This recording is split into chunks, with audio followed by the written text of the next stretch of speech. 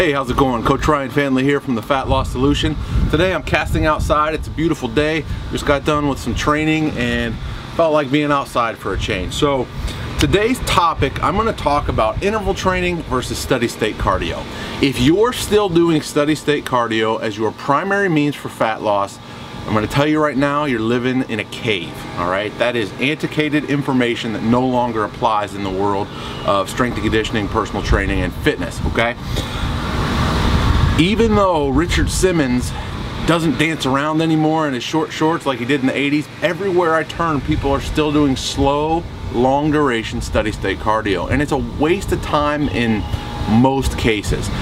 Extreme examples of either someone who's very, very obese and just starting out, or someone who maybe is nearing a bodybuilding competition and just needs to get in a little more fuel work. I think it's warranted, but for the most part, intervals should be your primary means to strip body fat. So a recent study came out in the Journal of Obesity that examined different interval type protocols, and one of the ones that was most prominent, that pointed the most to me, they examined the effect of 4 interval sprints of 30 seconds.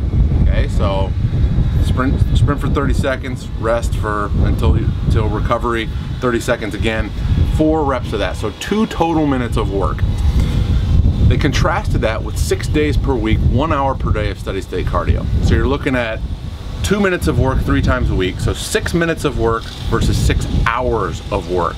Guess which one outperformed the other for fat loss? That's right, the intervals, okay? The enzyme for fat burning are at a higher state. There's more power output. There's a greater post-exercise oxygen consumption, which is where you burn the fat. You don't burn fat during exercise. You do, but it's not significant. The primary benefits of fat burning come in the hours and days after the intense intervals, where your resting metabolic rate is higher. Okay, so that's the benefit of intervals. And this study in the Journal of Obesity, what was interesting, it looked at multiple different protocols. So they looked at 30-second sprints with 2 minute and 30-second recovery. They looked at 8-second sprint with 12-second recovery. They looked at 20-second sprints with 100 seconds of recovery, and in all cases, it outperformed the control of standard aerobic exercise. So I think that's an important thing to point out, because in gyms today, people are still going at a steady state on treadmills, ellipticals, bikes.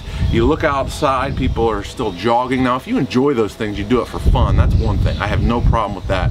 But if you're doing it because you feel it's the best way to burn body fat, again, you're living in a cave, you're missing the boat.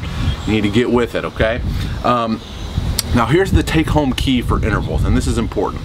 The intensity must be maximal, meaning it should be as hard as you can physically go, no matter how tired you are. What it is not, intervals are not going at a level 3 out of 20 on an elliptical, and then, oh, we're gonna bump it up to a level 5 resistance and go a little bit faster. No, nothing like that. In fact, I did intervals on an elliptical just the other day, and the dang machine was practically across the gym by the time I was done. It should be that intense. As high of resistance as you can go and as fast as you can go for the prescribed interval in order to get the most out of it.